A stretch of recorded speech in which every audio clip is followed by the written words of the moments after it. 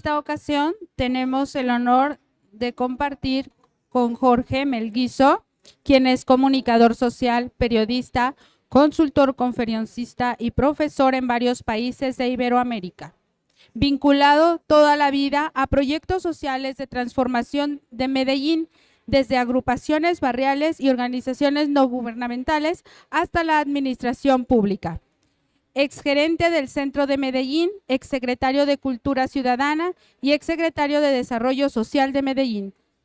Tenemos el honor de compartir con él un conversatorio titulado Cultura para la transformación de nuestras ciudades. Bienvenido.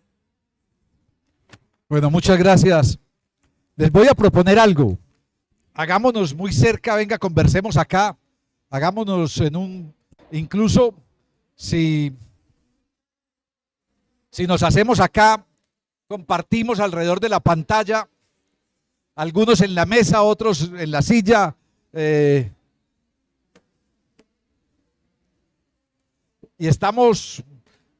nos miramos a los ojos menos distanciados.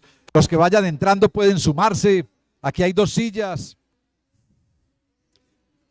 Aquí en la cámara, bien. Aquí no, bien. ¿Por qué? Porque se ven. Pero es que quiero que haya gente y se vea. No importa que se vean. La gente es bonita, la gente siempre habrá las interferencias. Bien, está bien. Vamos a moverlas entonces. No entendí lo de las interferencias. Sí, por eso. Si estamos transmitiendo en vivo podemos ver todo el salón, pero bueno, ustedes son las que disponen, tranquila. Bien,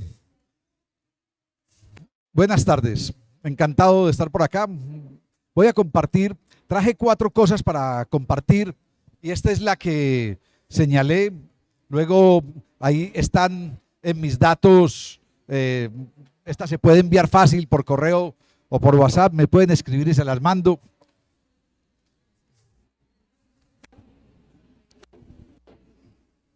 Entonces, pero al mismo tiempo,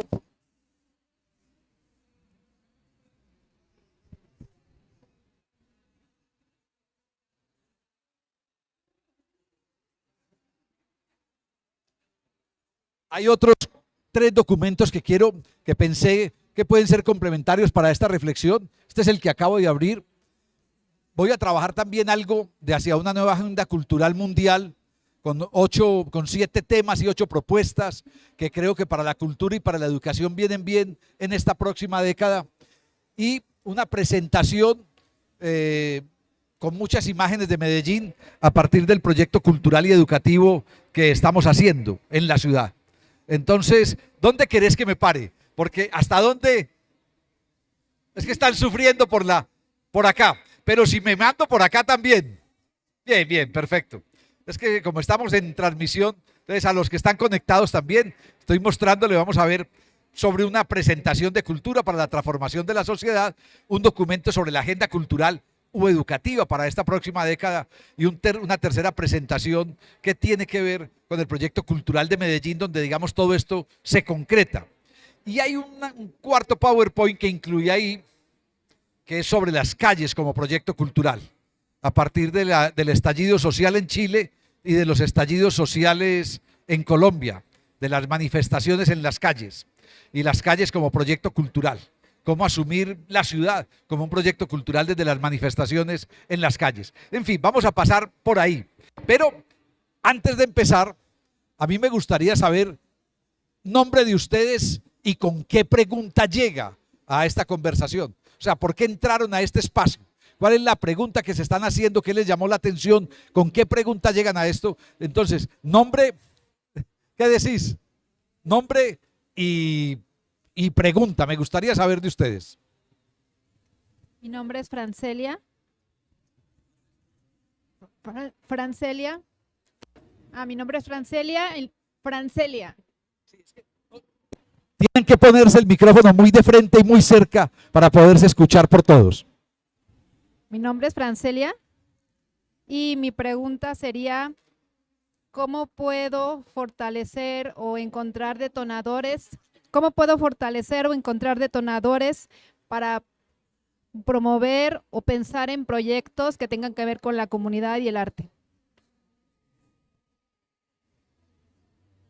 Detonadores para proyectos en tu comunidad, en el barrio, en zona rural o en zona urbana. Urbana, bien.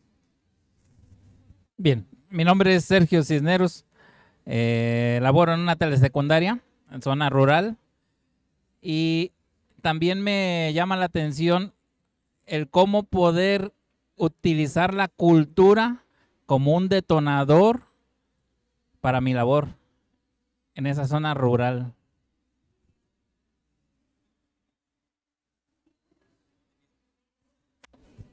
Buenas tardes, mi nombre es Deida, soy maestra de primaria.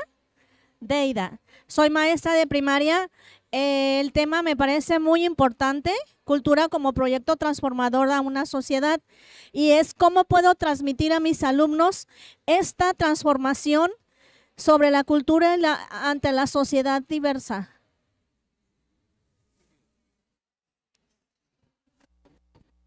Buenas tardes, mi nombre es Orlando Castro y bueno, mi pregunta es ¿cómo poder hacer que en este mundo tan intercultural y globalizado nuestros alumnos se encuentren una identidad y se identifiquen con esta cultura que tienen?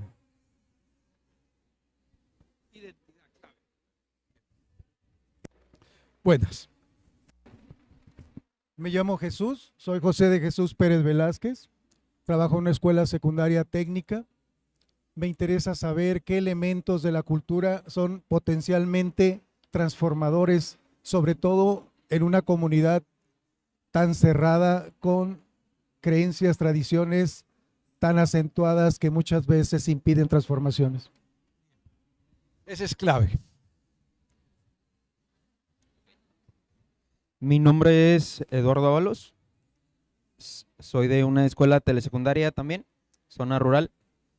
Y mi pregunta, pues al igual que mis compañeros, es el cómo llevar esa transformación de la sociedad, de la cultura, porque luego pasa que hay muchos rasgos de la cultura que se están perdiendo. Buenas tardes, soy Enrique Trejo. Mi pregunta es si la compañera de al lado estuvo conmigo en secundaria. Enrique Trejo, y yo soy Medallork Lover, entonces por eso estoy aquí. Buenas tardes, mi nombre es Olivia Álvarez y mi pregunta es cómo hacernos llegar de la cultura de la comunidad foránea para trabajar nuestros proyectos integradores.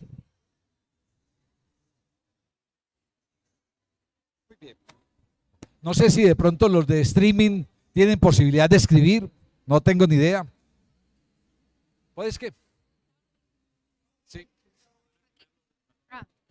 Ya la última. Bueno, otra pregunta sería, ¿cómo acercar a las comunidades, a los niños, niñas y adolescentes a la cultura cuando ellos realmente nunca han estado conscientes de ni qué es la cultura? ¿Cómo acercarlos a la cultura si no han estado conscientes de ese proceso? Bien, entonces, con las preguntas que ustedes se hicieron, voy a empezar con la que tenía prevista.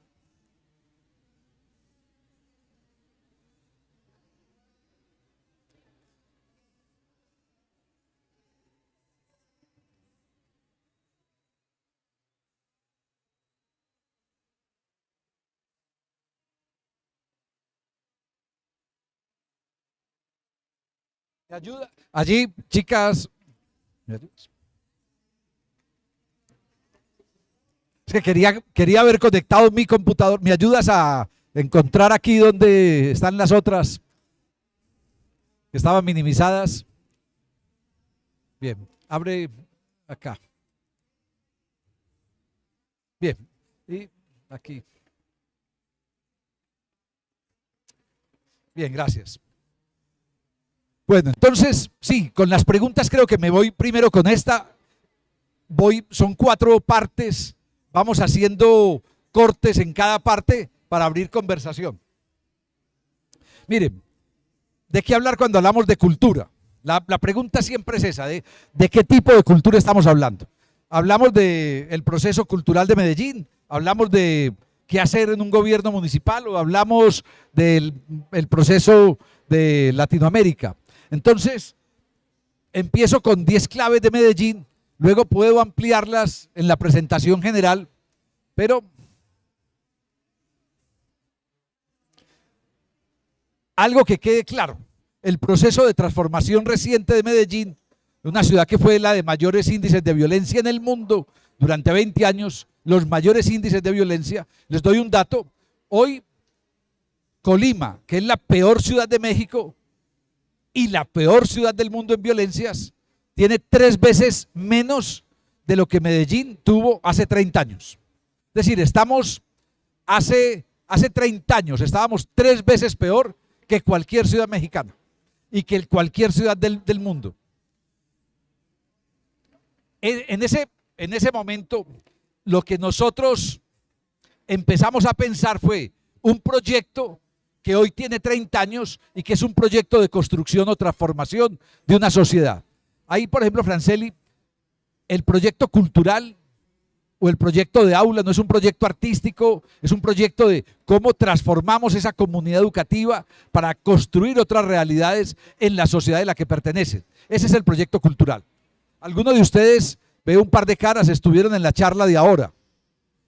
Tiene mucho que ver con eso, con la intención de qué tipo de sociedad estamos construyendo. 2. La educación pública y la cultura se convirtieron en los ejes de este proceso de transformación de Medellín. Muy especial, elevando los presupuestos del 12 al 40% en educación y del 0.68 al 5% en cultura. 3. La cultura fundamental en planes de desarrollo de 4 años. Durante 20 años, Medellín ha mantenido, desde el 2004 hasta hoy, la cultura como un elemento fundamental en sus planes de desarrollo. Planes de desarrollo que se hacen para periodos de alcaldes de 4 años. No hay reelección de alcaldes en Colombia, se pueden presentar pasado un periodo. El próximo domingo tenemos elecciones locales y tal vez por primera vez repita un alcalde. Nunca ha repetido en los últimos 30 años, no había repetido un alcalde. Y ahora posiblemente el alcalde que fue del 2016 al 19 vuelva a ganar la elección este domingo. Pero en todos, con partidos políticos distintos, de izquierda, de centro izquierda, de derecha, de más derecha, se ha mantenido la cultura como elemento fundamental en esos planes de desarrollo. Hay una combinación de lo que yo llamo ingeniería o jardinería cultural. La ingeniería, todo lo que sería el hardware, los equipamientos culturales, el sistema municipal de cultura, los presupuestos de cultura, los grandes edificios culturales, y la jardinería, todo lo que son las políticas de fomento, de promoción, las redes culturales, las redes artísticas, los espacios de fortalecimiento de las salas de teatro, los espacios de fortalecimiento de culturas comunitarias, de culturas barriales o rurales, todo eso como parte de ese proceso de jardinería cultural. Podemos luego hablar de cada uno de esos aspectos con algunos ejemplos. Estoy pasando muy rápidamente para quienes llegaron, recogí unas preguntas y a partir de esas preguntas voy a hacer una explicación en 4 partes. Esto es clave, lo dije ahora en la charla general, la necesidad de conocer, reconocer, valorar y potenciar lo que ya existe. Existe en los barrios y existe en las zonas rurales. Esa es una clave de toda la gestión pública, pero en cultura es trascendental. No llegar a imponer proyectos culturales, llegar a crear a partir de lo que ya existe. Y en eso que ya existe hay unos espacios que son de resistencia, de persistencia o de pervivencia en los barrios. Proyectos culturales que han sido los primeros que enfrentaron nuestros carteles de las drogas hace 30 años, cuando muy pocos sectores de la sociedad se atrevían a nombrar y a enfrentarse con la criminalidad. Los actores culturales, los grupos de teatro comunitario, las comparsas barriales salían por los barrios rompiendo las fronteras invisibles y rompiendo las dinámicas de noche que imponían esos actores armados en los barrios. Fortalecer las entidades y organizaciones culturales como un elemento clave, todo lo que existe como la necesidad de fortalecerlo, el rediseño de los principales eventos. Hay uno sobre todo, el de la fiesta del libro y la cultura. Nosotros hacíamos una feria del libro, piensen en la feria de Guadalajara. Se cobraba por entrar, en fin, una feria normal. Y dejamos de hacerla en el 2005, fue la última vez que hicimos feria del libro. Y decidimos hacer una fiesta, con un concepto que es: a la fiesta me invitan a disfrutar, a la feria me invitan a comprar. Y lo que queremos es emocionar con las políticas de promoción de lectura.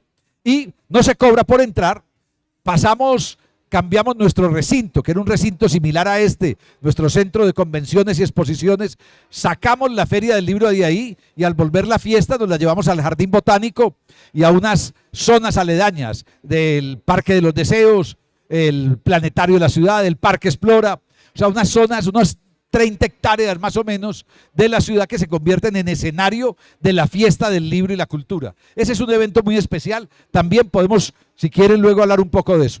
Hace un mes estuve hablando aquí durante 3 días, un mes exactamente en Guadalajara, con el sistema de bibliotecas de Jalisco, sobre todas estas dinámicas de promoción de lectura y de establecimiento de lectura. Es un tema del que podemos de pronto complementar más adelante. La creación y gestión de 60 nuevos equipamientos culturales en los barrios de mayores pobrezas, en los barrios de mayores violencias y en los barrios de mayor densidad poblacional. Es decir, llegar con la cultura como derecho, pues lo vamos a ver haciendo lo posible a partir de equipamientos culturales. Insisto, para quienes llegaron, luego en una tercera presentación pondré algunas imágenes de eso que estoy sintetizando ahora. Unos cambios internos en la alcaldía, en el gobierno de la ciudad. No se pueden obtener resultados distintos si hacemos las cosas de la misma manera. Yo lo decía ahora en la charla que muchos de ustedes estuvieron. ¿Qué pasaría si a sus aulas de clases y a sus colegios los estudiantes llegaran y se encontraran una semana con una dinámica similar a la que hay aquí en este evento? Es decir, donde todos los profesores y profesoras se hubieran hecho de la escuela un recinto ferial y los estudiantes pudieran escoger durante todo el día las clases y las conversaciones a las que quisieran asistir. Y donde los profesores, los 8 profesores de un colegio o los 30 profesores de un colegio, cada uno tuviera una estación donde los estudiantes los buscaran, no por obligación, sino por gusto y por necesidad de sus temas. O sea, cómo convertir también la escuela en un espacio como este, que miren que es un caos organizado, donde hay que poner mucho cuidado para entender al otro, pero donde estamos conversando. Y esto que es fundamental, y tiene que ver con algunas de las preguntas de ustedes: construir el valor simbólico de la cultura. El valor simbólico, que la cultura sea algo importante para la sociedad, que no sea un accesorio, que no sean las bellas artes, que no sea un privilegio, que cuando se hable de cultura se piense en algo mucho más allá de un concierto, o mucho más allá de un museo, o mucho más allá de una biblioteca. Que se piense en la cultura como lo que van a ver un proyecto para ayudar a definirnos como colectivos y para ayudar a definirnos en nuestro proyecto de vida. Segundo, ese es resumen de lo de Medellín. Luego, insisto, puedo ampliarlo más adelante para que vean esto ilustrado con proyectos específicos en la ciudad. Segunda parte. Esos planteamientos anteriores están en clave de esto. Esta es nuestra sombrilla. ¿Cómo crear una ciudadanía cultural a partir del ejercicio de derechos? Una frase de una vez: los derechos sin oportunidades no son derechos. Si no hay oportunidad del derecho, no hay derecho. Es que tengo el derecho al agua potable, pero no me llega el agua, pues no tengo el derecho. Tengo el derecho a la educación, pero no tengo la escuela, pues no tengo el derecho. Cualquiera de los derechos tiene que ser oportunidad. Pepe Mujica, tuve el honor de trabajar con él durante un par de años en el diseño nacional de una estrategia de seguridad y convivencia para Uruguay, y esa frase me encantó. A la vida hay que decirle porvenir, siempre hay que insistir. Muchas veces estamos anclados más en el pasado y en el presente que en el futuro. ¿Cómo convertimos nosotros nuestras aulas de clase en estaciones de futuro?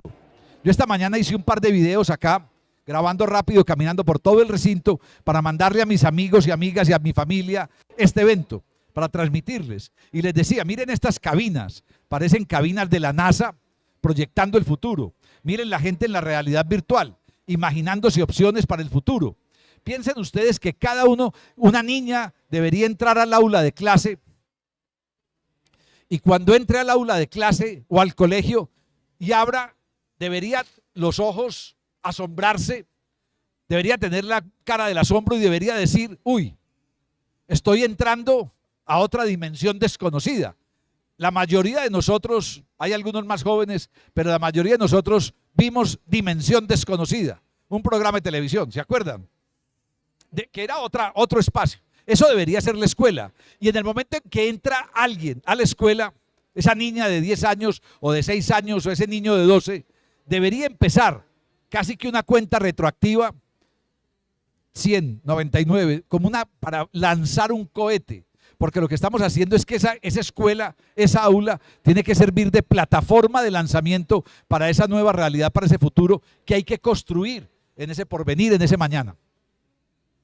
No puede ser, lo digo como lo dije, complemento lo que dije hace un rato acá, no puede ser que en Colombia en Medellín hay escolaridad en básica primaria del 112%, es decir, tenemos edades extraescolares en la educación básica primaria. Tenemos una cobertura, del 112% en básica primaria. Y tenemos una cobertura en Medellín, en básica secundaria, del 100%, con unos niveles de deserción después de la pandemia que empiezan a preocupar. Hoy tendríamos un 87% de cobertura, de posibilidad, pero un 87% de asistencias reales. En Argentina les doy un dato horroroso. El 50% de la población deserta de la secundaria, 50%, no termina la secundaria. ¿Cómo convertimos eso en un mañana? Imposible. O sea, ¿cómo convertimos ese 50% de deserción escolar en un mañana, en un porvenir? ¿Cómo retenemos eso? El estudiante no es un estudiante fracasado, lo saben ustedes. El que fracasó en la escuela. Hay una escuela, busquen en internet, pueden buscar una referencia. Institución Jindar, lo deletreo, L-I-N de niño, D de dedo, A-R de rosa, Jindar, L-L-I-N-D-A-R, Jindar, en Barcelona. Es una escuela de segundas oportunidades. Yo he estado un par de veces con ellos, con los que fundaron, y es la escuela a la que llegan todos los expulsados o fracasados escolares. Y llegan con cosas como estas. Un estudiante de 14 años que llega a la escuela e inmediatamente en esta escuela de segunda oportunidad se hace atrás, inmediatamente se hace atrás junto al cesto de basura. Y la profesora le dice, ¿vos por qué estás allá? Le dice, porque ese es mi lugar en el aula de clase siempre. Siempre me mandan a pararme junto al cesto de basura. Y el estudiante llega ya con 14, 15 años, llega ya disponible, dispuesto a aceptar que esa es su realidad. Y la profesora le dice, no, aquí no. Tu escuela fracasó con vos no sos el fracasado. Escuelas de segundas oportunidades. Bien, entonces, construcción de derechos culturales es construcción de ciudadanía. Los derechos culturales, ustedes nunca habrán visto, y creo que no lo verán, una manifestación ciudadana pidiendo el respeto a los derechos culturales.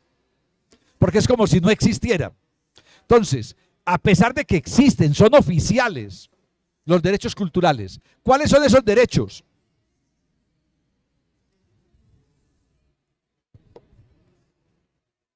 Se asumen como derechos culturales estos: información, comunicación, referencia a comunidades culturales, acceso y participación, educación y formación, comunicación. Pero hay otro,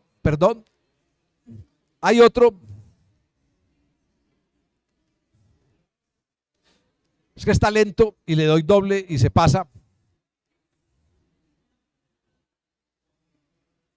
Bien, ese otro de cooperación cultural. Y este derecho a la cooperación cultural tiene mucho que ver con esa necesidad de trabajar las identidades desde las diversidades. O sea, entender que en la sociedad hay diversas culturas y que en esas culturas más arraigadas, como algunas de las preguntas, en esas culturas más arraigadas hay que poder también intervenir culturalmente eso. Yo, por ejemplo, cuando hablamos de patrimonio, me niego a hablar de mantener tal cual los patrimonios actuales. O incluso, lo que voy a decir es controvertible. Cuando me dicen es que hay que defender y mantener todas las culturas ancestrales, digo, no. Hay proyectos culturales, acciones culturales, decisiones culturales ancestrales que no hay que mantener. A 2 horas de Medellín, comunidades indígenas en Vera Chamíes practican la ablación del clítoris desde hace años. Ablación del clítoris. Es un asunto cultural, ancestral. ¿Debemos mantenerlo? No. Hay que intentar hay que intentar transformar esa cultura. Debemos mantener los elementos. Yo veo mucho cine mexicano, por muchas razones.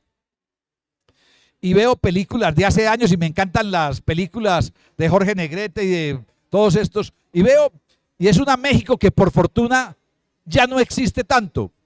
Pero si le pasara una lista de chequeo, todavía existen muchas cosas de esas películas. Del machismo, del clasismo, del sexismo. Es impresionante. Y son las películas con las que nos educamos toda una generación. O sea, uno ver lo que es el Chavo hoy, con ojos de hoy, no pasaría. O uno ver Viruta y Capulina hoy, bueno, siempre han sido malos Viruta y Capulina, incluso en su época, pero verlos hoy, uno dice increíble. No sé, es decir, estos temas que son culturales y que se defienden como parte de la cultura que se construye, no. Miren, culturalmente, les jodo la vida a ustedes.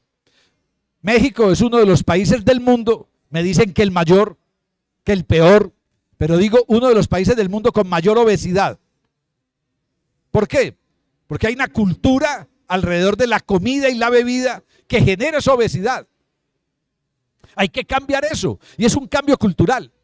O sea, la obesidad, que es un problema de salud pública, solo se baja con un cambio cultural. Porque se cambia culturalmente cuando se cambian hábitos, o cuando se cambian habilidades, o conocimientos, o comportamientos. Eso es un cambio cultural. Entonces, no sé, hay cosas que no deberíamos mantener dentro de esos procesos de derechos. Voy a pasar muy rápidamente por esto, esta parte les dejo luego la presentación, pero hay unos criterios para los derechos. Si los derechos generan disponibilidad, si son accesibles, si generan una aceptabilidad, o sea, podemos hablar mucho. El que vende un producto puede promocionarlo mucho, gastarse dineros en publicidad, pero si uno sale a 100 metros, a 200 metros, a 300, a 1 kilómetro de su casa y no lo encuentra, no lo compra. ¿Cómo generamos el acceso, la adaptación, la adaptabilidad, la idoneidad de los derechos?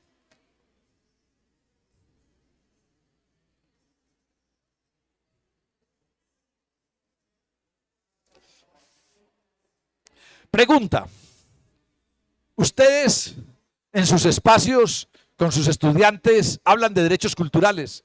¿Alguna vez han tenido una conversación sobre derechos culturales? Algo. Bien. La mayoría no.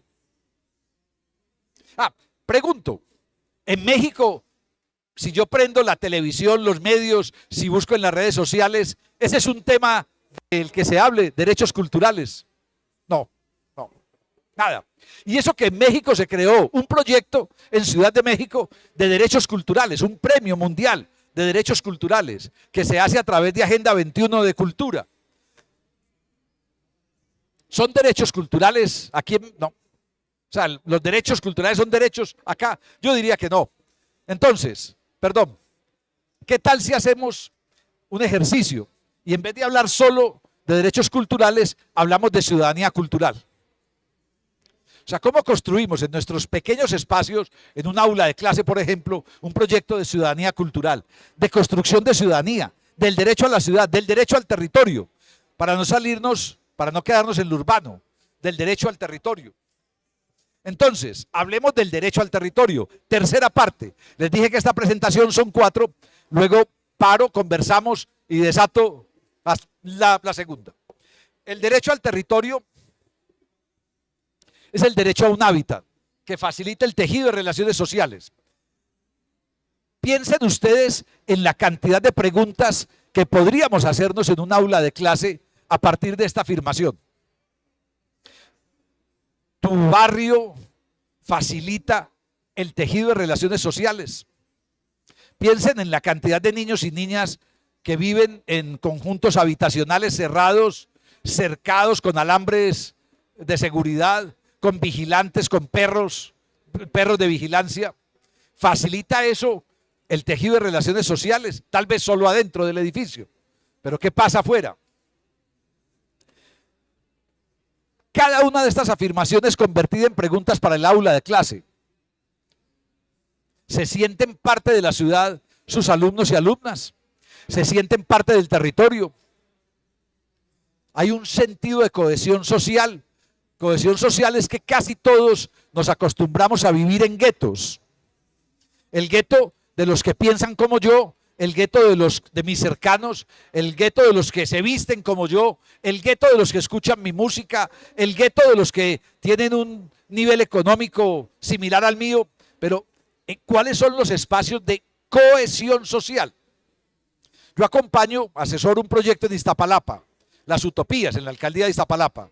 Clara Brugada, la alcaldesa, acaba de renunciar hace un mes. Hoy hice un video para ella diciendo que me encantaría que fuera jefa de gobierno en la Ciudad de México.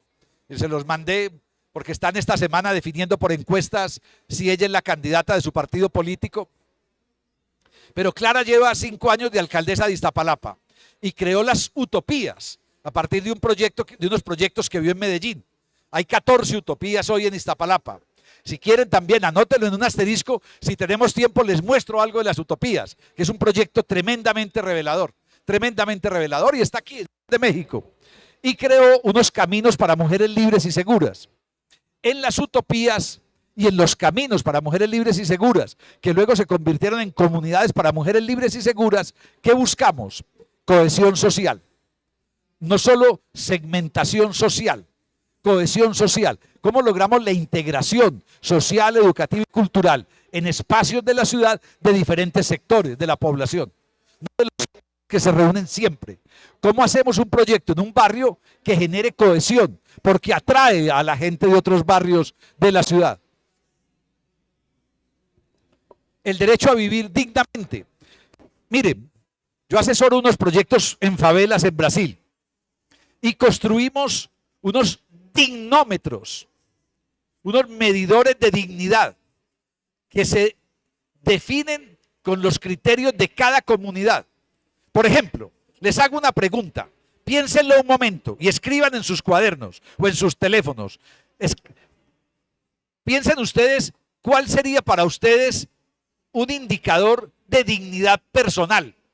O sea, yo me siento digno cuando logro esto, o soy digno cuando logro esto. Piense cada uno de ustedes en un indicador de dignidad. Piense en 2, en 3, máximo 3. Si fuéramos a construir aquí indicadores de dignidad, ¿cuáles serían esos indicadores de dignidad? Cuando ustedes dicen dignidad, chuleado, dignidad, le pongo un visto. Piensen ustedes en los que están viendo la transmisión, indicadores de dignidad. ¿Cuál es su propio indicador de dignidad? Mientras los van escribiendo y pensando, les digo un par de ejemplos en Brasil. Una comunidad que se llamaba, por la alcaldía, en un municipio a 1 hora de Sao Paulo, 1 hora en tren, Ferraz de Vasconcelos, una favela pequeña de 260 familias en la miseria física, social y humana. Se llamaba Boca de Sapo. Era el nombre, Boca de Sapo. Y en la primera conversación sobre construcción de dignidad en ese barrio, dijeron, hombre, es que este nombre que tenemos no nos ayuda mucho. Pues yo vivo en Boca de Sapo. No, cambiémosle el nombre. y colectivamente le pusieron un nombre y hoy se llama Favela dos Sueños, o sea, Favela de los Sueños. Mantienen el nombre de favela, que es el indicador de un barrio con muchas precariedades, pero ahora se llama Favela de los Sueños. Pero un segundo indicador fue, hombre, si tuviéramos un ingreso económico, cada uno de nosotros, y no tuviéramos que depender de la bolsa de dinero que recibimos del gobierno, seríamos más dignos. Y una tercera persona señaló esto, una señora, dijo, yo me sentiría digna si pudiera ir a un supermercado con mi dinero y elegir lo que pueda comprar con mis hijos y para mis hijos. Pero no lo puedo hacer, hace meses que no puedo ir con mi dinero al supermercado, porque lo que recibo al no tener ningún ingreso es una bolsa de alimentos que me mandan del gobierno y me llega la bolsa de alimentos. Lo que hay ahí es lo que comemos, pero yo no me siento digna recibiendo esa bolsa de alimentos. Me encantaría ir con mis hijos al supermercado y poder elegir. En fin, ¿cuáles serían algunos de esos indicadores? Expresarme libremente. Expresarme libremente.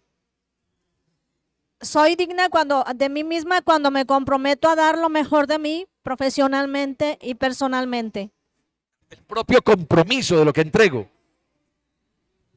Yo hice 2, es cuando puedo caminar libre y seguro en las calles. Segundo es cuando puedo gozar de una atención de salud digna.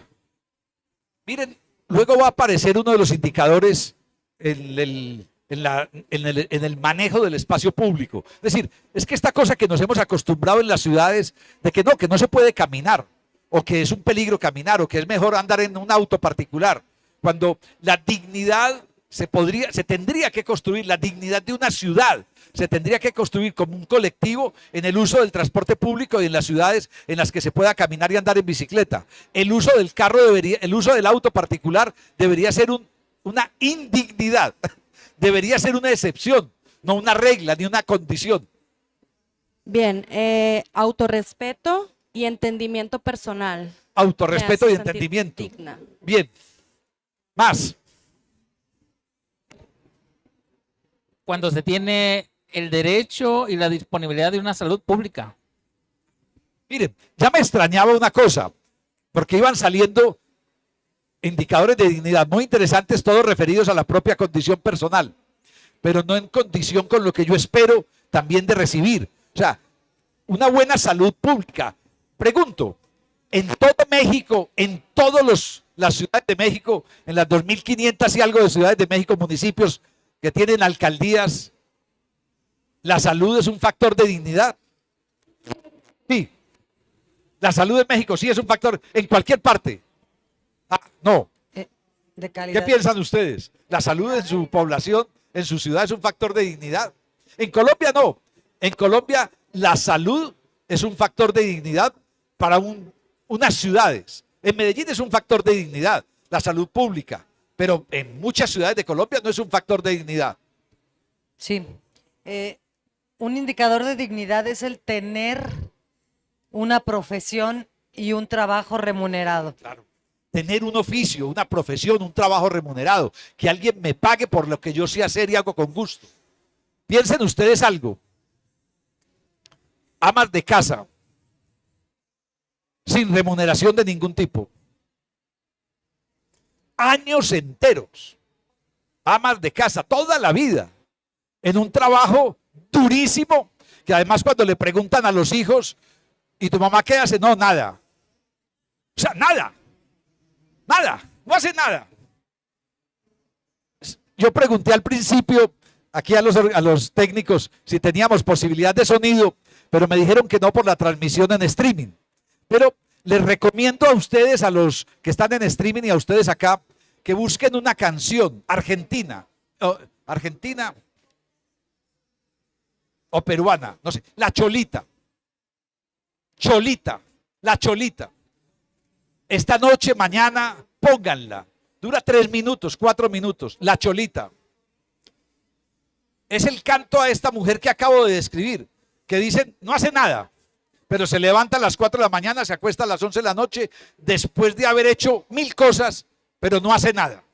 Miren la dignidad en ese tipo de situaciones. O miren las empleadas domésticas. La película Roma nos mostró un empleado, esta mujer nos mostró la dignidad de un oficio y la indignidad de muchas de las situaciones de ese oficio. Me acabo de comprar hace 3 días, el viernes pasado en Chile, estaba en un evento de cultura y política en el Palacio de la Moneda, en el Centro Cultural de la Moneda, que es el Palacio Presidencial, muy simbólico, estar ahí en la conmemoración de los 50 años del golpe de Estado, del suicidio de Salvador Allende, como un suicidio, un acto de dignidad.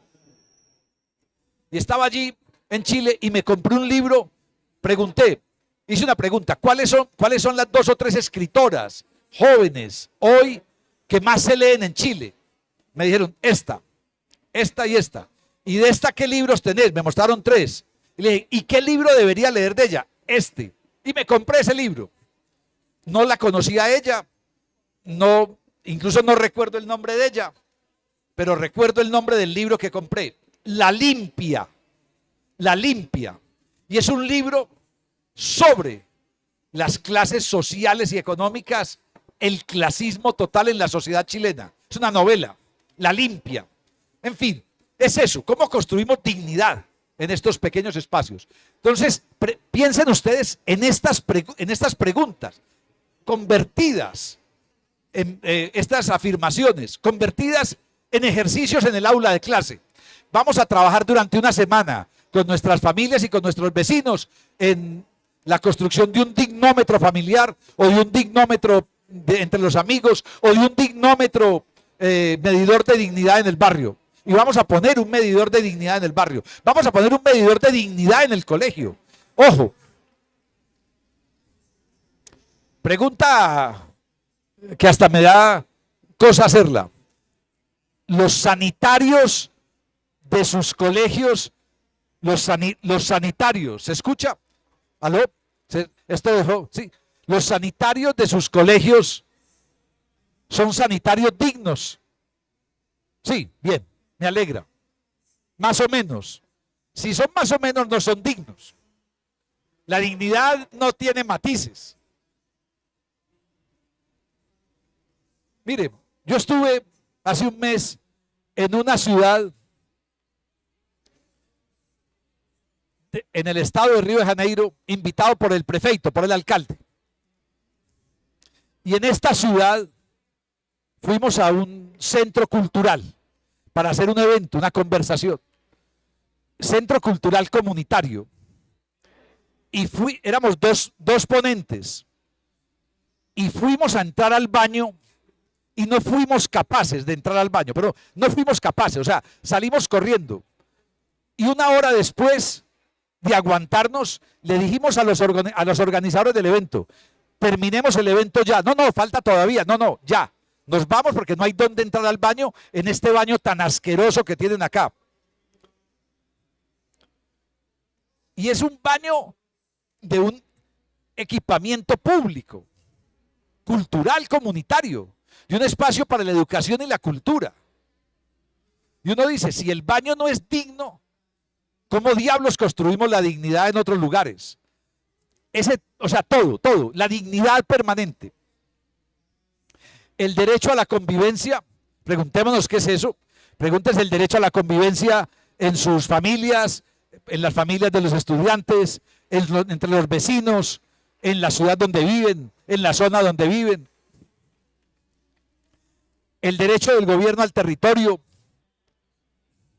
Hay señores feudales, grupos políticos que hombre, ustedes tuvieron un partido político de 75 años, gobernando 75 años.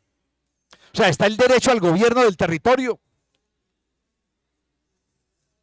Todos ustedes son posibles gobernantes. En Colombia hoy estamos en una perversidad. Solo la gente con muchísimo dinero puede hacer política. Y muchísimo dinero, bien habido o mal habido. Entonces, como los bien habidos son pocos, termina mucha gente involucrándose con grupos criminales para hacer política. Lo estamos viendo en nuestras elecciones locales y departamentales ahora, para este domingo.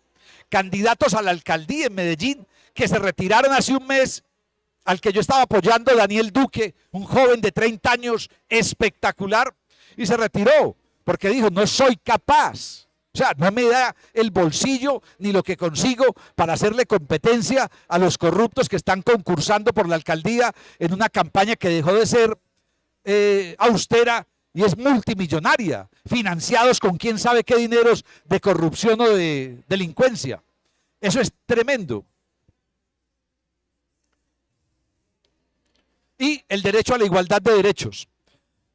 Piensen cada uno de ustedes, si hiciéramos una lista en sus colegios con sus alumnos y con ustedes los profesores, si hubiera un debate sobre la igualdad de derechos, ¿qué dirían?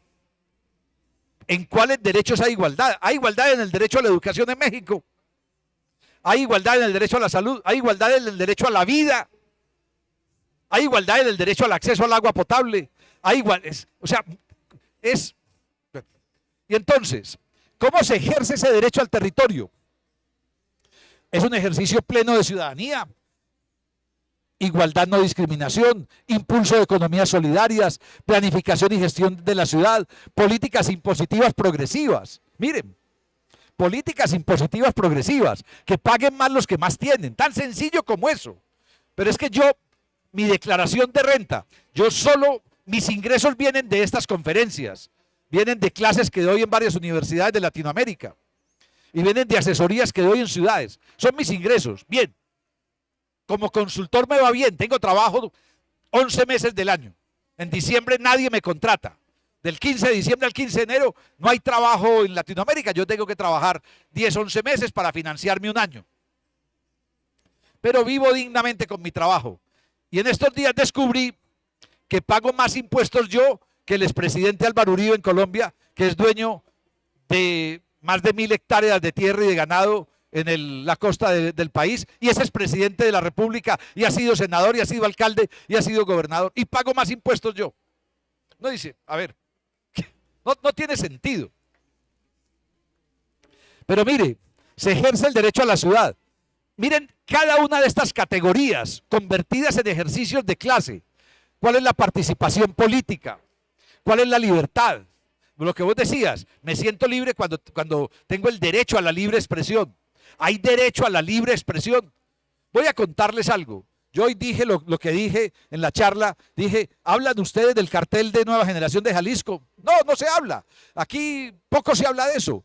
Hoy, aquí conocí un empresario muy fuerte aquí en este evento, y estábamos hablando y dijo, no, es que, y utilizó un eufemismo, y dije, ¿por qué no nombras lo que querés nombrar? Que son los carteles del narcotráfico. ¿Por qué no lo decís así? Me dice, porque nos acostumbramos a hablar sin nombrarlos, para no tener consecuencias. Pero le dije, ni siquiera en este espacio, entre nosotros, ni siquiera. O sea, nos acostumbramos a no nombrarlos, y menos en público. Entonces, el derecho a la libertad de expresión es fundamental. Yo puedo estar en desacuerdo con lo que vos digas, pero daría mi vida para que tengas el derecho a seguirlo expresando. Derecho a la justicia, a la seguridad, a la convivencia, al transporte público, al derecho a la vivienda. Pregunto, ¿todos estos son derechos para la población en México?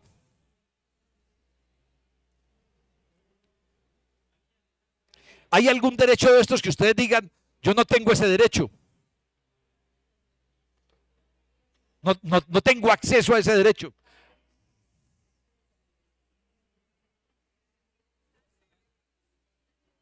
Al medio ambiente. A una vivienda digna, hay mucha gente que no tiene ese derecho. A una vivienda digna, impresionante. Miren, me invitaron ahora en diciembre, para que vaya a Ciudad Juárez. Hay un espacio, una ciudadela construida de unas 5000 viviendas que estaban construidas como proyecto de vivienda social. Y hoy están tomadas por inmigrantes de paso. Yo no lo conozco, me invitaron a que fuera ahora en la segunda semana de diciembre, pero lo que he visto y la información que me han mandado es el inframundo. El inframundo. O sea, es eso. ¿Cómo?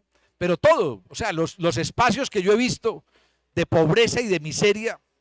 Yo acompaño un proyecto puntual en La Campana y Altamira, en Monterrey, del Distrito TEC de Monterrey. Lo que hay ahí es impresionante, pero cada uno de los lugares que uno podría citar, lo que he visto en Los Mochis, o incluso lo que he visto en La Paz, en Baja California, lo que he visto es impresionante. Lo que vi en Chihuahua, de barrios que uno dice, pero ¿cómo existe esto? Lo que he visto en Ciudad de México o en Toluca, lo que vi en Iztapalapa. O sea, es impresionante las cosas, las realidades que existen paralelamente a estas muchas realidades de progreso también que hay en México. Entonces, para cerrar esa tercera parte, ciudadanía cultural es una construcción colectiva del derecho a la ciudad y del derecho al territorio. Ciudadanía, construir ciudadanía es construir ciudadanía cultural.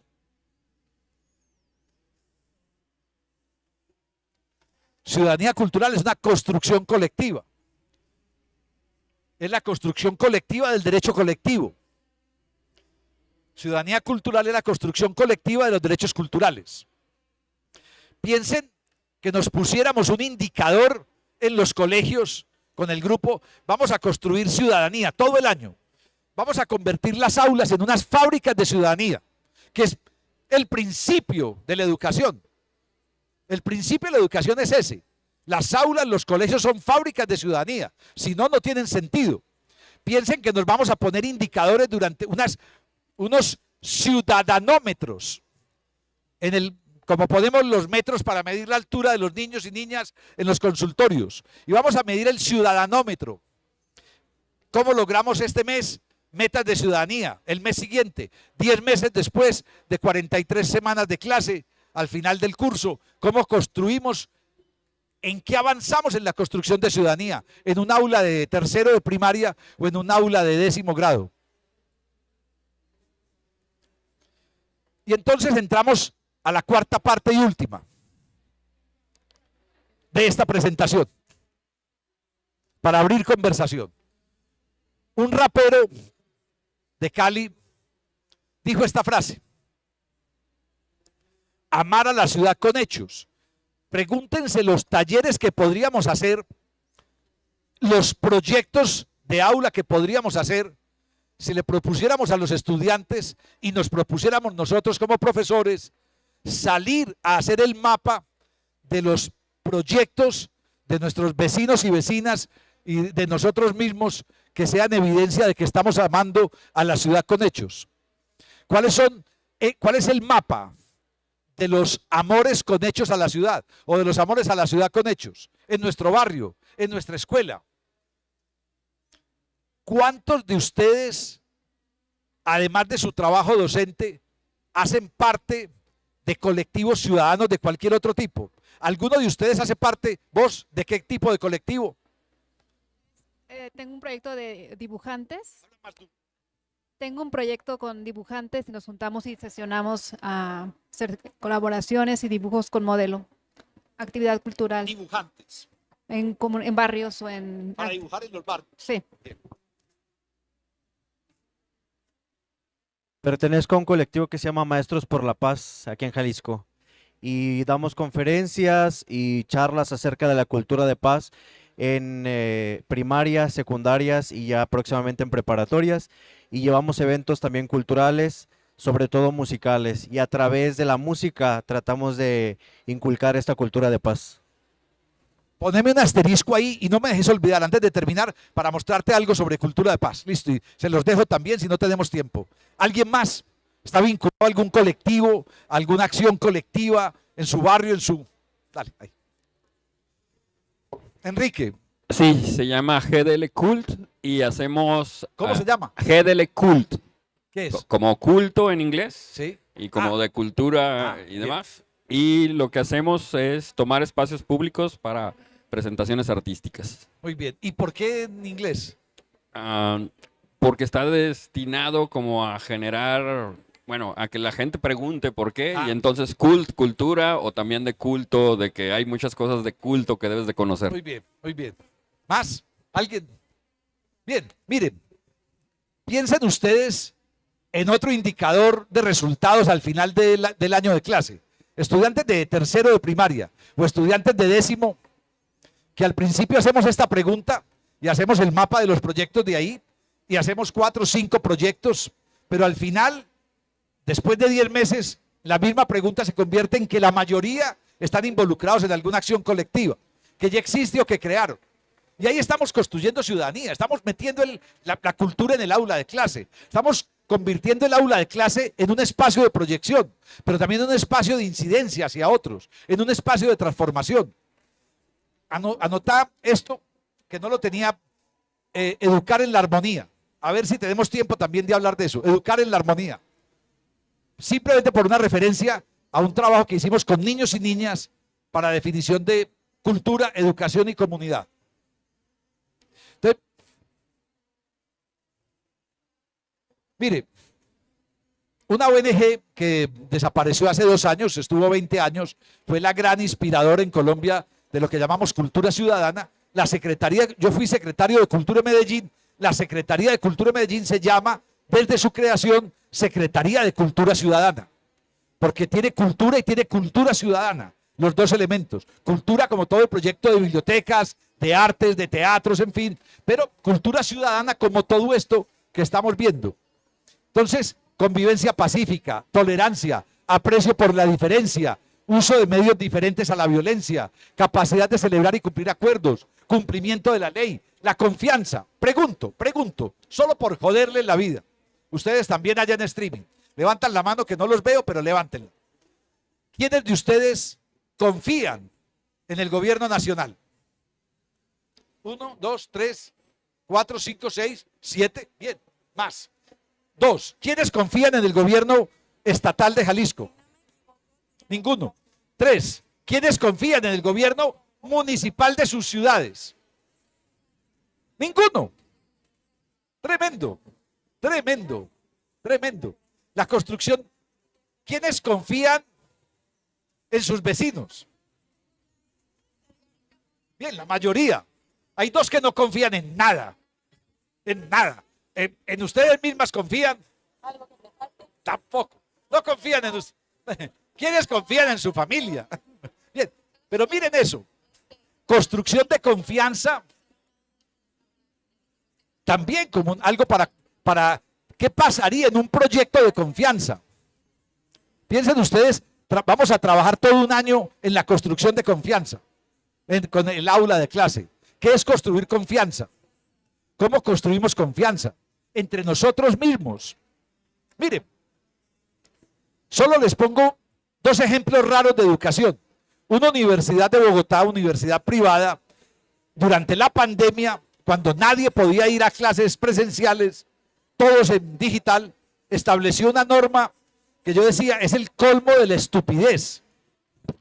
Una universidad privada, de las de mayor reputación en Bogotá, no digo cómo se llama, pero es la Universidad del Rosario.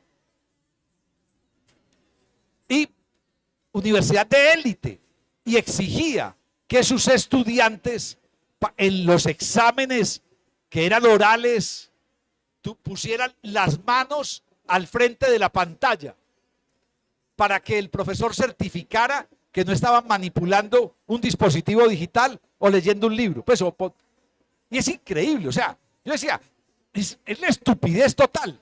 Si yo no confío en mis estudiantes, pues me retiro.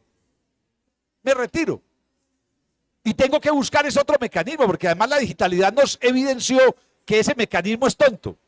O esto de que no le copie al compañero. Por el contrario, deberíamos estimular la copia. Estimularla. Porque copiarle al compañero es confiar en el otro. ¿Vos qué respuesta estás dando? Una pregunta, señores, estudiantes todos, van a responder. Les voy a hacer una pregunta.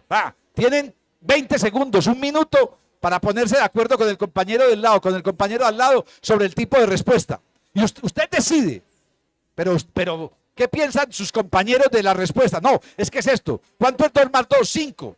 O como decía un amigo mío, Jorge, cuando tuve el segundo hijo, me di cuenta que 2 más 2 no son 2. No es 2. Que 1 más 1, perdón, no es 2. Cuando tuve el segundo hijo, me di cuenta que 1 más 1 es 2 más los 2 juntos. ¿Qué es otro resultado? Lo que somos como colectivo. Entonces, piensen ustedes en las múltiples respuestas. ¿Cuál es la diferencia entre una cosa y otra? Conversen entre ustedes y resuélvanlo. Impulsar el trabajo colaborativo y no el trabajo de desconfianza del otro. Confío en el otro, así nos equivoquemos, pero confío en el otro. ¿Qué es cultura ciudadana? Resistencia. Cultura ciudadana es reivindicar lo cotidiano. Cultura ciudadana es gestionar lo prosocial. Y es esto, la salida por las buenas a los dilemas colectivos. Usted es un gran profesor de una universidad. Dirige hoy, es el decano de una facultad de ciencias humanas en esa universidad, en una universidad privada, EAFIT, donde tienen un centro de estudios del comportamiento para todo esto que llamamos cultura ciudadana. Pero mire, la charla de esta mañana, de la 1 de la tarde, construcción de nueva, el imperativo ético.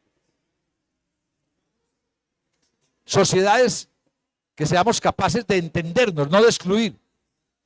Excluimos al que piensa distinto. Excluimos al que se peina distinto. Excluimos al que se viste diferente. Excluimos al que come diferente. Excluimos al que lee diferente a mí. En el aula de clase excluimos al diferente. Me acordé de una cosa personal, disculpen.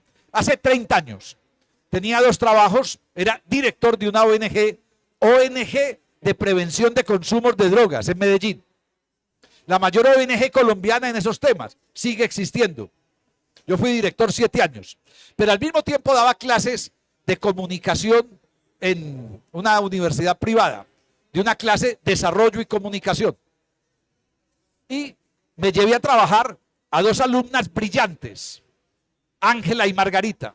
Siguen siendo mis amigas del alma, dirigí su trabajo de grado. 2 alumnas brillantes, brillantes en el sentido de inquietas, disruptivas, innovadoras, creativas, juiciosas, disciplinadas. Bien.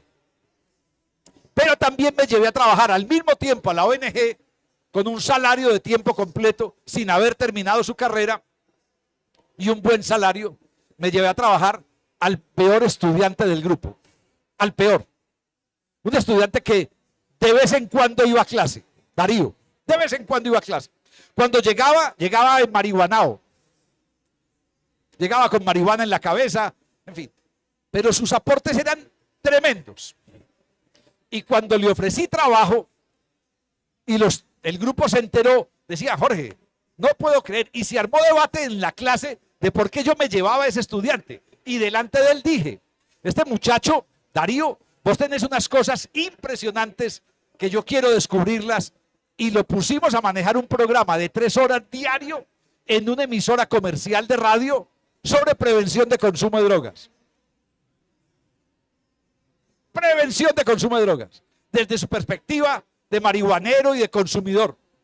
Y él podía hablar abiertamente, y estaba hablando a nombre de nosotros. Podía hablar de su consumo, y de su consumo recreativo, y de lo que consumía y no consumía, de dónde la compraba, todo eso. Podía hacerlo. Y era poder entender que en esa aula de clase había una diferencia que había que ayudar a entender. Generalmente excluimos al que no somos capaces de entender. O excluimos al que no es como yo. Necesitamos consolidar sociedades. Siempre digo esto. Si solo converso con quien piensa como yo, si solo me reúno con quien políticamente piensa y vota como yo, si solo me reúno con quien se viste como yo, si solo me reúne con quien se peina como yo. Yo, por cierto, nunca me peino tanto como hoy. Siempre estoy revuelto el pelo, siempre, crespo, siempre. Y hoy estoy con poco pelo, porque tenía tanto el domingo que mi esposa me motiló, decimos nosotros, me cortó el cabello y para venir acá un poco más ordenado, pero siempre parezco un león. Si solo me reúno con quienes se peinan como yo o no se peinan como yo, eso no es una sociedad, eso es una iglesia. Y la tarea de la educación no es construir iglesias. La iglesia es un asunto personal, no es un asunto colectivo no debe ser un proyecto público. Y ustedes y nosotros, los docentes de todo tipo, no estamos para construir iglesias, estamos para construir sociedades. Y las sociedades se hacen a partir de esto, de la inclusión de lo que no soy capaz de entender.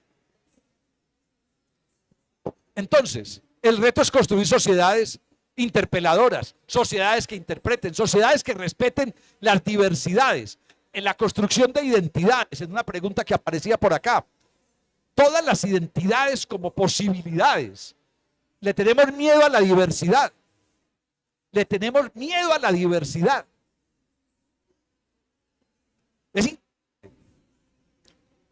No aceptamos la diversidad en casi ninguna de sus formas.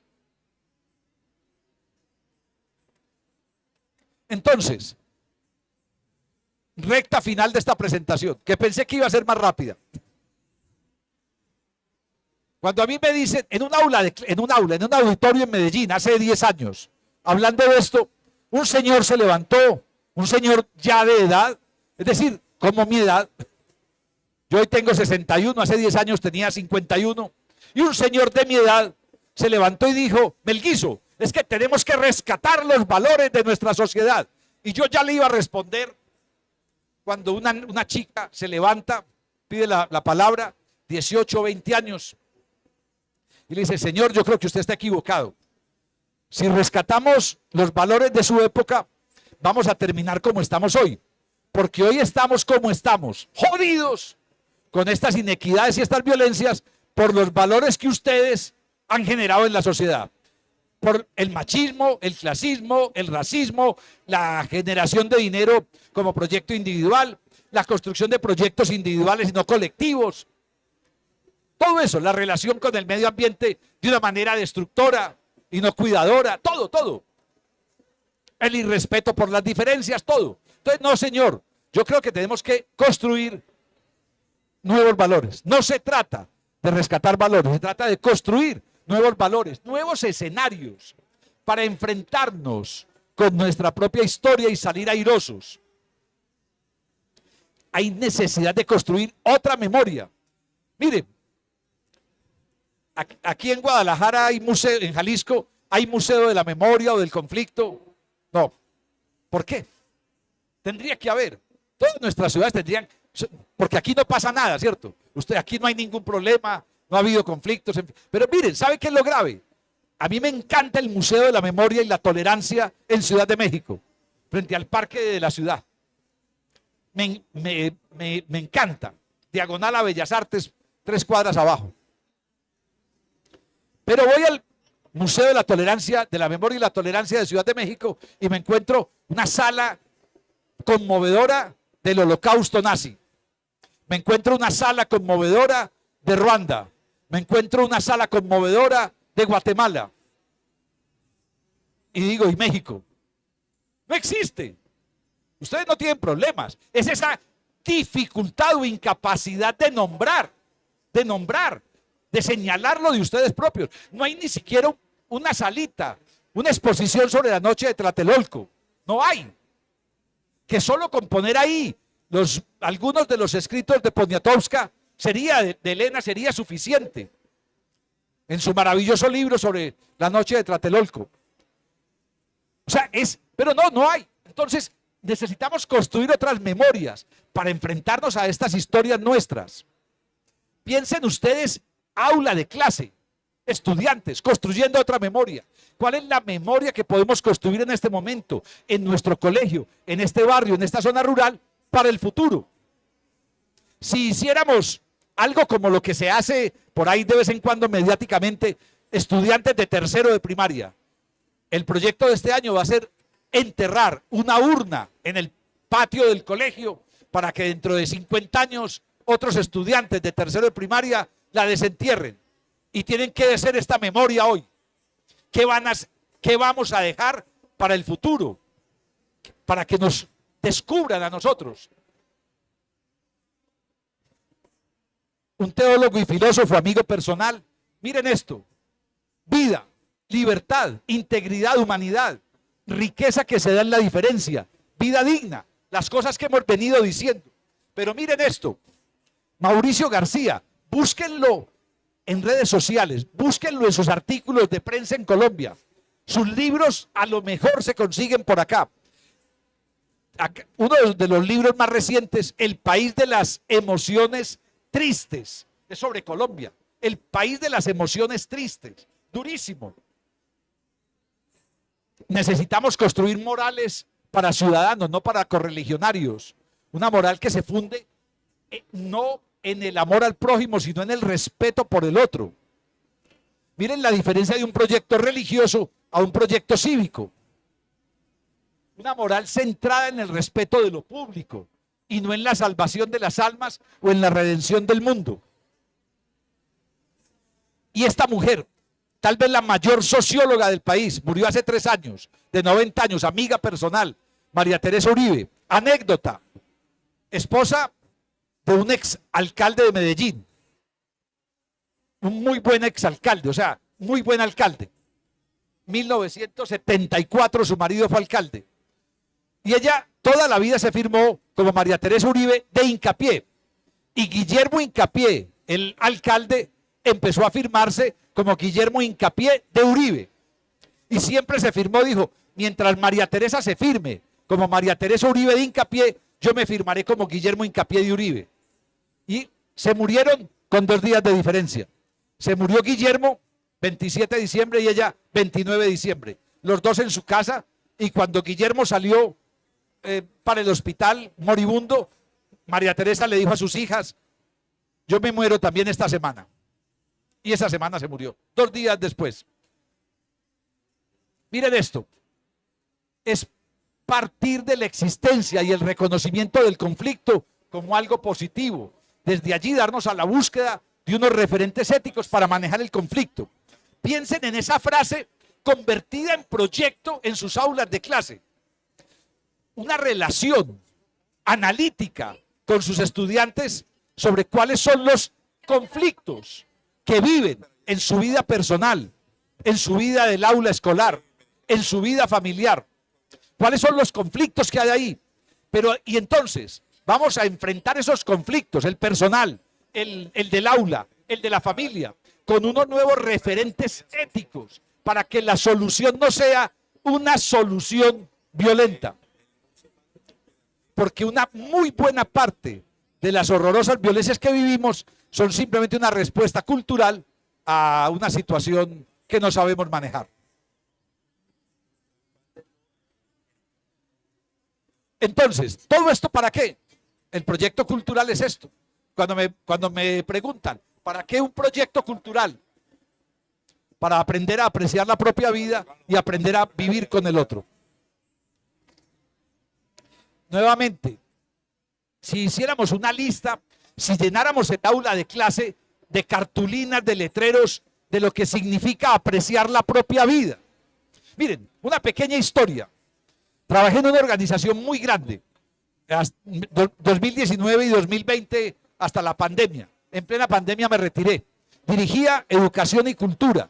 Tenía a mi cargo 997 personas en educación y cultura. Los colegios esos que anuncié, Cosmos School, que estábamos creando, 9.000 niños y niñas en preescolar, 80.000 estudiantes cada trimestre en educación no formal, en fin, muchos proyectos. Y en plena pandemia, el 28 de abril, me fui de esa organización para volver a este trabajo de consultoría que venía haciendo antes de entrar allá. En esta organización teníamos un juego, por ponerlo de esa manera, un juego rutinario. Y era que cada 15 días, cada uno de los 24 directivos principales de la organización, escribíamos un documento de 2 páginas donde hablábamos de los milagros que habíamos vivido en esas 2 semanas. Y milagros en la expresión cívica, no religiosa, no divina. El milagro como algo que nos haya asombrado, que nos haya emocionado, que nos haya encantado.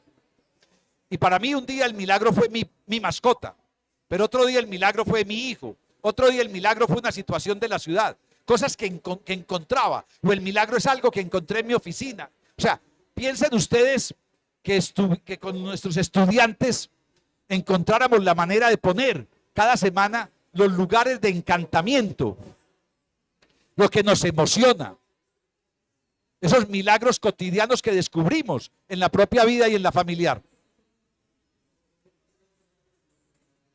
17 ciudades de México entre las 50 de mayor violencia.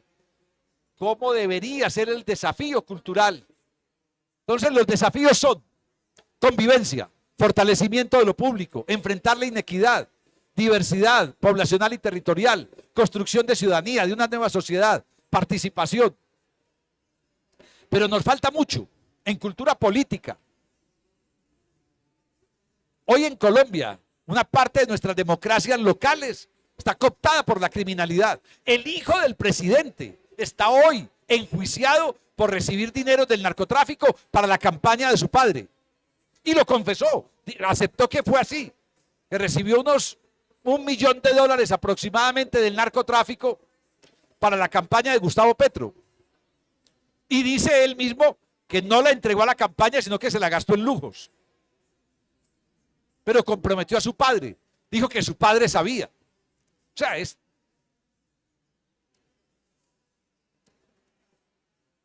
Entonces, recta final, como dije ahora hace un rato, 3, 4 frases más. Uno de los grandes problemas nuestros es la indiferencia frente al otro.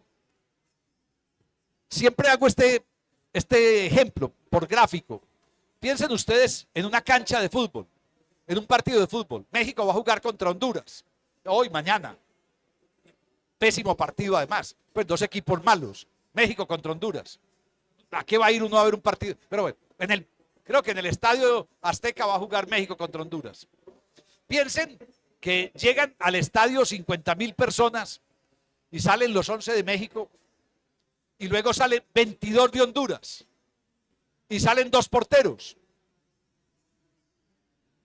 ¿Ustedes qué creen que haría la tribuna? Los 50,000 hinchas. ¿Dejarían jugar ese partido? ¿No? Porque dirían que no se puede tolerar esa situación. Pero todos los días ocurre eso con la educación, con el agua potable, con la vivienda, con la justicia, con la tierra, con la salud. Y lo dejamos pasar. Todos los días otros, los privilegiados, juegan con equipos de 22, de 33, de 50, contra 11 o contra 9 o contra 1. Y no hacemos nada.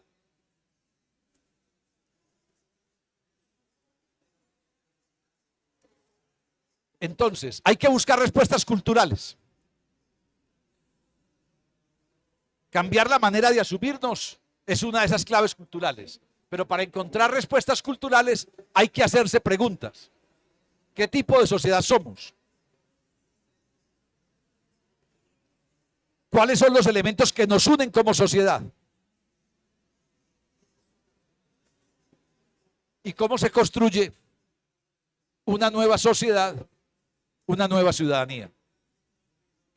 Disculpe, me demoré mucho más tiempo del que iba a presentarla más rápidamente esa.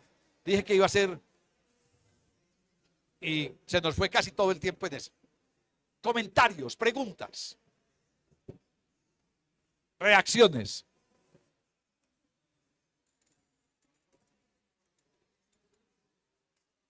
Hace un momento preguntaba yo qué elementos constitutivos de la cultura se pueden potenciar.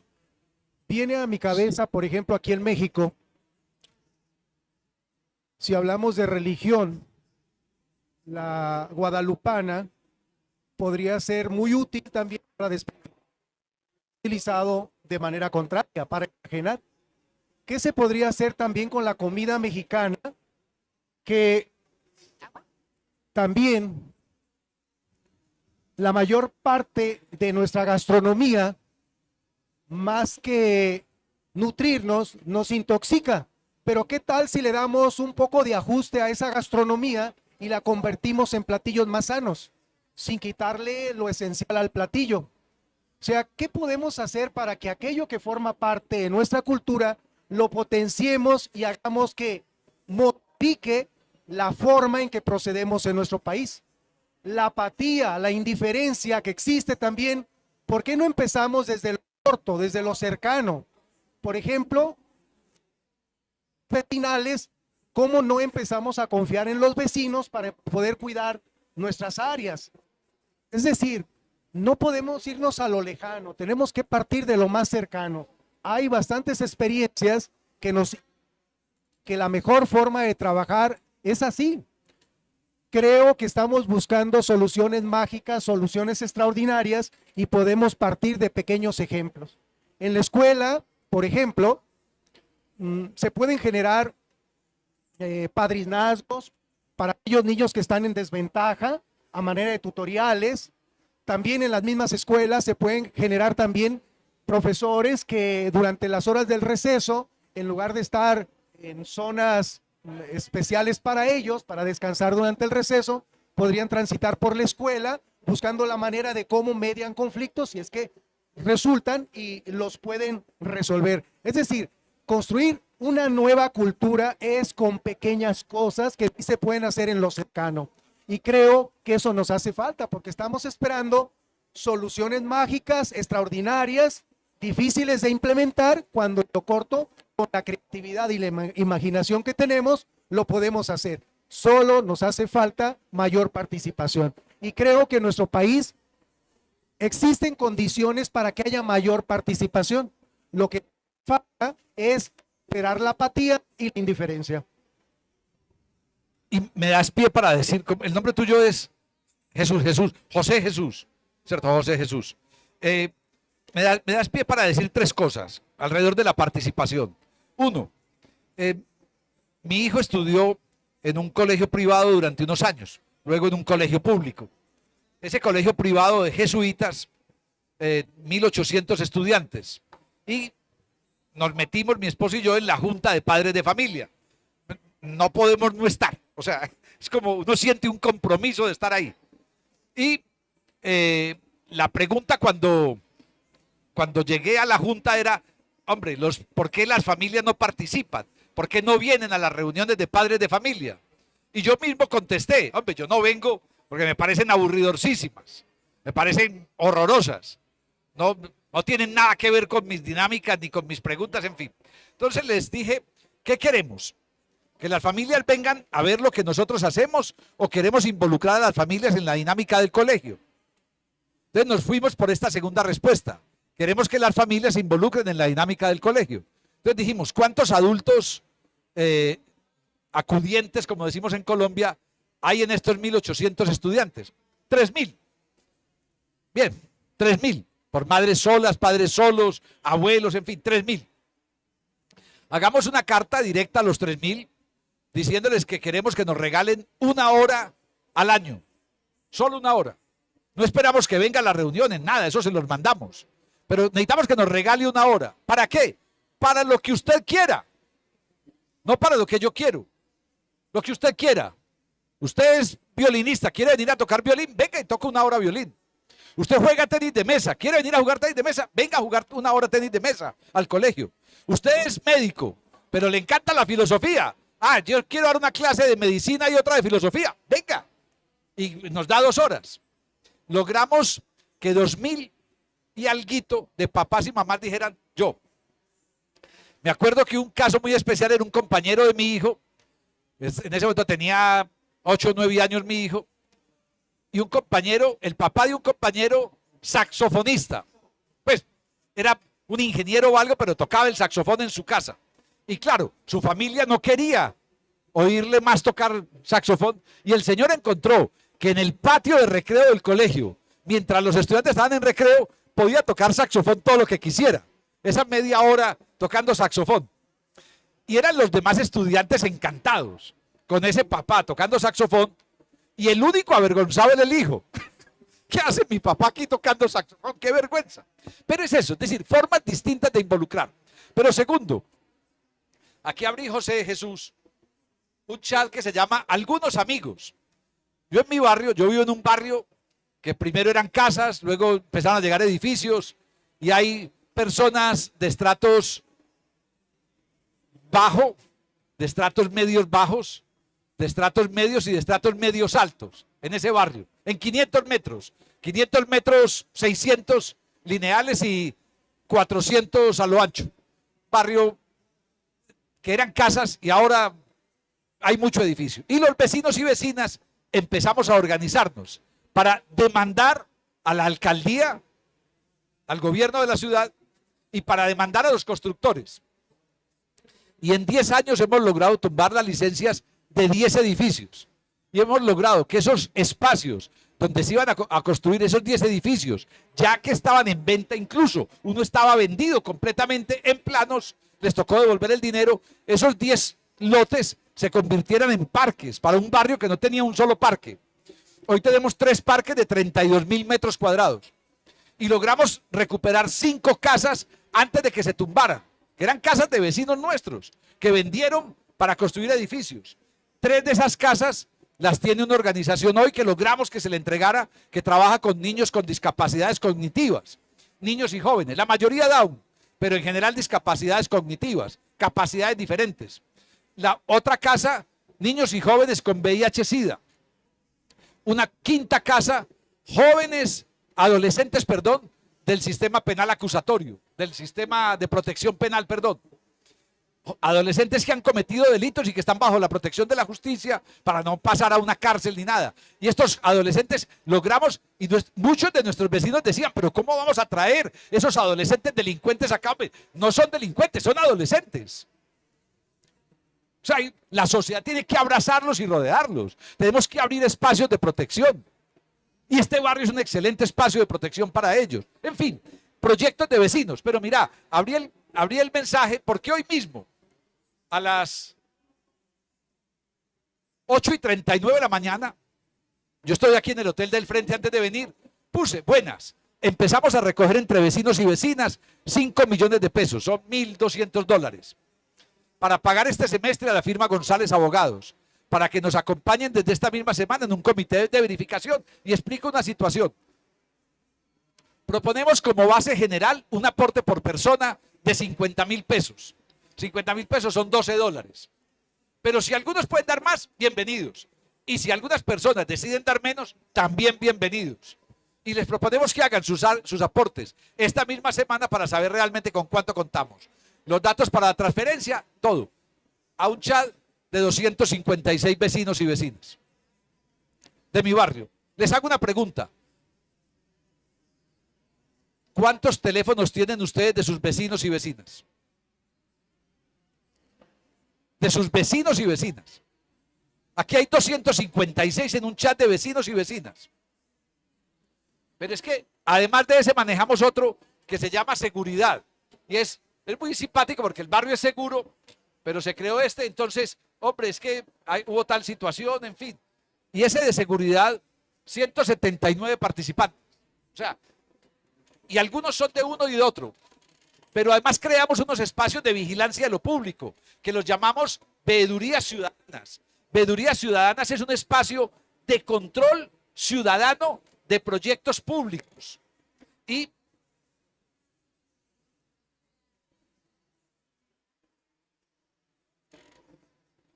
miren, veeduría Proyecto El Esmeraldal, veeduría Triángulo, no sé si alcanzan a verlo ahí, veeduría Triángulo, veeduría Parque El Esmeraldal, veeduría del barrio El Esmeraldal, veeduría 2022, veeduría Intercambio El Esmeraldal, todos espacios a los que pertenezco o he pertenecido, de grupos de 10, de 12, de 15 vecinos, que nos involucramos en la vigilancia de lo público.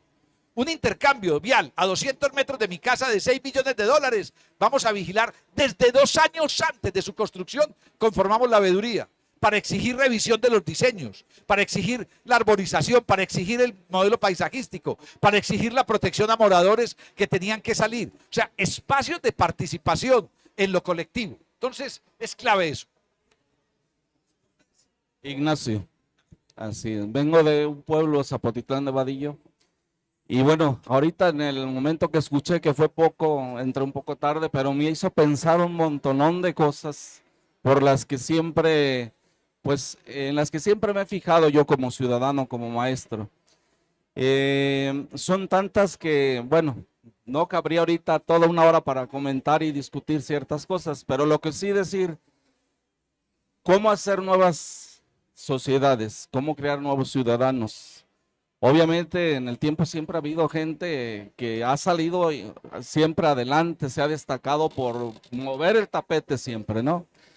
Pero aquí yo veo que siempre hace falta un soporte en las entidades políticas. Lo digo ahí porque yo participé en alguna ocasión como candidato en algún partido político y en alguna reunión me decían, bueno, yo siempre no pertenecía a ningún partido político, sin embargo me invitaron y estuve ahí. Y en una reunión de ese partido decían, oye, vamos a hacer mesas de trabajo, etcétera, etcétera, y vamos a terminar con una conclusión. Yo tenía a mi lado a una candidata a diputada y yo escribí en mi cuaderno, a esto vamos a llegar al final, aquí está. ¿Por qué? Porque si voy a una reunión de otro partido es lo mismo, todos hablan de que hay que unirnos por el país, que hay que trabajar por esto y aquello, y todo el mundo habla de lo mismo. Y yo discutía con ella y le decía, bueno, pero ¿por qué si estamos buscando lo mismo, por qué no hacemos campaña juntos? Todos los partidos, vámonos, juntos como ciudadanos, si estamos luchando por un municipio, por un estado, etcétera, etcétera, ¿por qué no juntos que la gente nos escuche? Todos vamos por lo mismo, ¿por qué esa diferencia? ¿Y por qué venir a decir yo soy mejor que aquel? Y aquel no lo volteen ni a ver porque es esto y esto y esto y esto. ¿Qué ciudadanos estamos formando con esas actitudes? Con esos ejemplos que nos dan nuestras autoridades al descalificar al otro. En el Congreso, en donde se tiran de todo y dicen de todo. O sea, ¿qué ejemplo estamos dando a la sociedad? Si estamos hablando precisamente de crear ciudadanías responsables, creo que desde ahí parte esa idea. Igual en la televisión, los medios de comunicación, uno descalifica al otro y aquellos son así, asá. Yo creo que es importante como ciudadanos responsables de veras que hagamos esa parte de conciencia social realmente que nos ayude como ejemplo. Y yo como maestro a veces me siento culpable a donde quiera que voy de todo lo que está pasando, porque así nos hacen sentir que los maestros no estamos haciendo el trabajo que nos corresponde. Pero yo estoy a punto ya de jubilarme, una semana, 2 más, pero en todo el tiempo ha sucedido eso, de que nos sentimos con esa carga de trabajo, tenemos que hacer, ¿no? Me haces pensar en algo. Voy a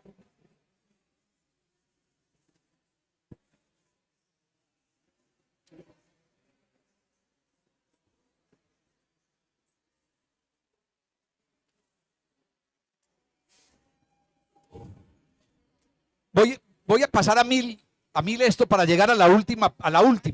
O sea, podría empezar por la última, pero voy a pasar a 1000. Esta es la que les hablé de las calles, la que tenía de cuarta.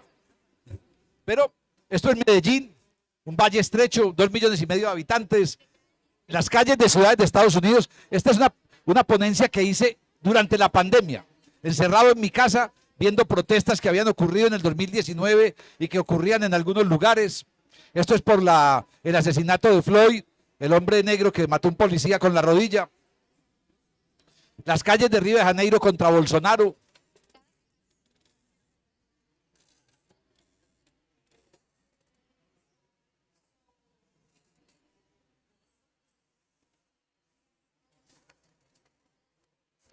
Las calles de Sao Paulo contra Bolsonaro. Las calles de Santiago de Chile, esta frase que es maravillosa, maravillosa, cuando se lee poco, se dispara mucho. Barrios de Medellín durante la pandemia, con letreros de tengo hambre, tengo hambre, tengo hambre. Barrios de Medellín. Manifestaciones en las ciudades en 2021, en un estallido social que hubo en Colombia. Y van a ver muchas imágenes. Las terrazas de los edificios convertidos en paredes para protestar durante la pandemia.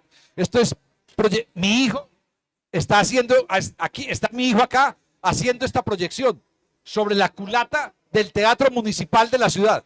Cerrado en pandemia, por supuesto. todo el centro cerrado. Esto es el centro de la ciudad. Mi hijo vivía acá y encerrado con 3 amigos hicieron un proyecto para pintar las paredes con proyecciones.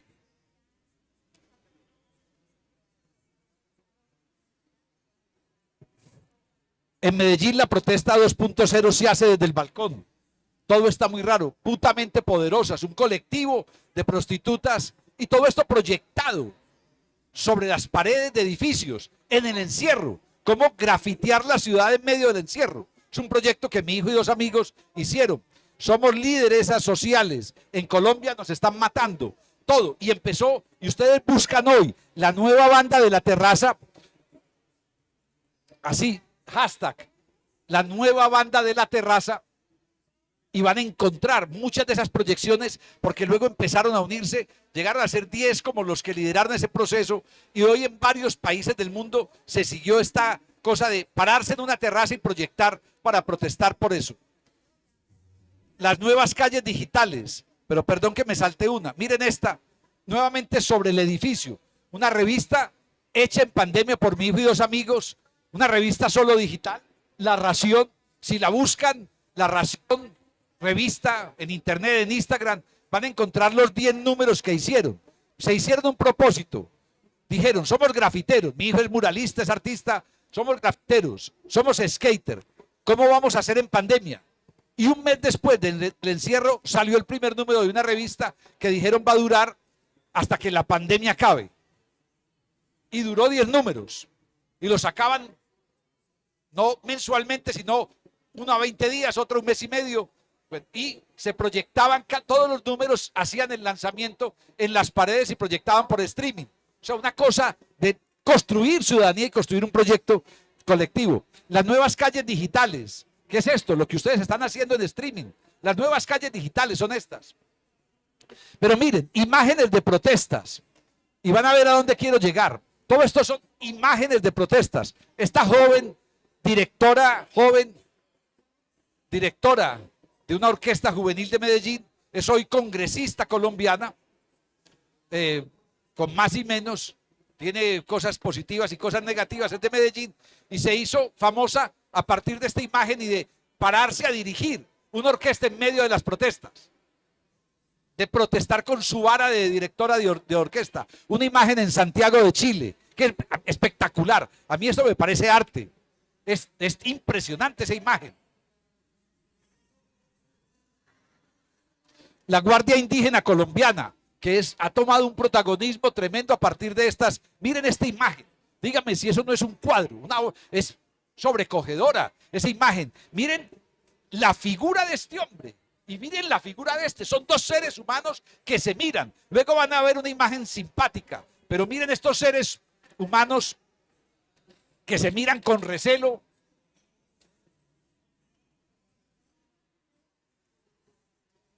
Después del fuego brotaremos como bosques nativos. Vos tenés tu pendrive, ¿cierto? Tenés tu USB, tu pendrive. Sí, sí. Bien. Te guardo todo esto. Te lo llevas. No, esto es, miren esto. Protestas en Colombia. Miren estas imágenes. Miren la imagen de la derecha, pero miren esta imagen. En un puente, este día, 5 minutos, bien. Ese día mataron a uno de los que estaba en la protesta. Y se descubrió ya quiénes fueron los ordenadores del asesinato en una ciudad que se llama Pereira. En este puente fue asesinado ese día. Estas 2 imágenes me parecen espectaculares. Miren los prototipos o estereotipos de estos 2 personajes. No se los imaginaría uno en una protesta ciudadana. A ninguno de los 2. Por el estereotipo, por el prejuicio que tenemos ante algunos cuerpos. Miren esto. A mí este levantando el skate, para mí es un símbolo de, señores, existimos y protestamos. O sea, es impresionante. Miren. Y a nosotros, ¿quién nos cuida de la policía? Miren esta de Chile. Este lado es colombiano y este es chileno. Esta es una imagen. La policía en Cali, Colombia, se prestó para que hombres de civil dispararan a la comunidad, a los protestantes.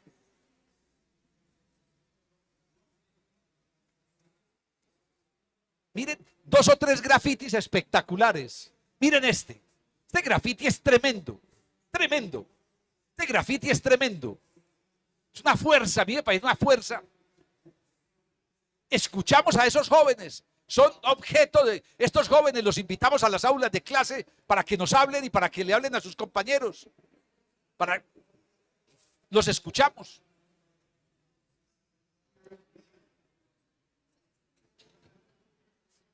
Lo anterior eran influencers en redes sociales. Pero miren esto, esta imagen, el Twitter como un arma. Las dos visiones, una revista conservadora en Colombia, Colombia bajo amenaza, mientras la revista Rolling Stone, Colombia resiste, la voz de una generación. Tremendo. ¿Cuál revista creen que compran los jóvenes? La voz de una generación o Colombia bajo amenaza.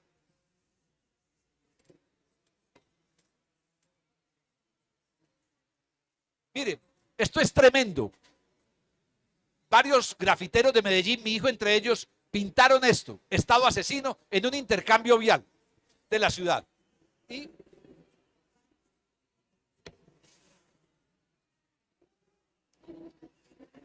el ejército a la tercera noche fue y lo pintó, lo intervino. Lástima, esa imagen no sé qué la hice, pensé que estaba ahí, la del ejército.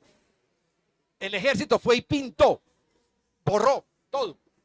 Una noche, 3 de la madrugada, alguien desde el edificio del frente grabó, se bajaron con pinturas y bien, y borraron el mural que habían hecho durante un par de días mi hijo y unos amigos. Y entonces, al día siguiente de estar el ejército ahí, volvieron mi hijo y 100 grafiteros más a hacer El pueblo no se rinde carajo, el doble de grande, a los dos lados de la calle y en la calle. Y miren, cerraron con ayuda de la alcaldía incluso, porque fue tal el escándalo que se generó. Y los carros circulando y pitando todos, felicitando. La gente les llevó pinturas para que siguieran pintando. Pero miren, no lo alcanzan a leer y no tenemos tiempo, pero este es el pueblo no ser ante un gesto militar. Respondemos con pintura. Miren el manifiesto que sacaron. El ejército va y borra. Ante un gesto militar respondemos con pintura, con alegría, con música. Seguimos firmes con nuestro mensaje, seguimos resistiendo en paro hasta que el gobierno no aclare todo lo que está pasando. La violencia policial sigue en las calles, pa, pa, pa. Y dicen, lo que ustedes hicieron como ejército fue una intervención artística. Se los agradecemos, porque convirtieron nuestro mural en una obra de arte abstracto. Ahora nosotros intervenimos sobre su obra y creamos otra. O sea, una manera de responder con símbolos y con inteligencia. Metemos eso a las aulas de clase. Miren esto. Miren esta imagen, esta es tremenda. Miren eso. Policía, policía, policía. Maestro, maestro, maestro. Eso es. Y miren, si alcanzan a ver la cara de los policías sonriendo. Listo, ya vamos a cerrar sonriendo. Miren esta. Miren esa fuerza de esa imagen. Esto, esto, esto. Esto, miren eso, la calle como escenario, miren esto. Los capitalistas dominan los medios, pero las calles son nuestras. Entonces, y esto era lo que quería llegar. Abrí esto solo a partir de lo que dijiste, Ignacio. ¿Cuáles palabras definen un proyecto cultural? ¿Cuáles palabras definen un proyecto educativo? Nombrar. Necesitamos nombrar todo lo que pasa, mostrar, representar, significar, denunciar, construir, imaginar, crear y movilizar. Muchas gracias y cerramos. Muchas gracias.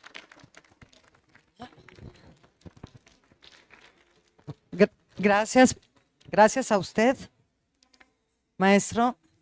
La Secretaría de Educación del Estado de Jalisco agradece su colaboración y bueno, le entregó este reconocimiento como tallerista a Jorge Humberto Melguizo Posada.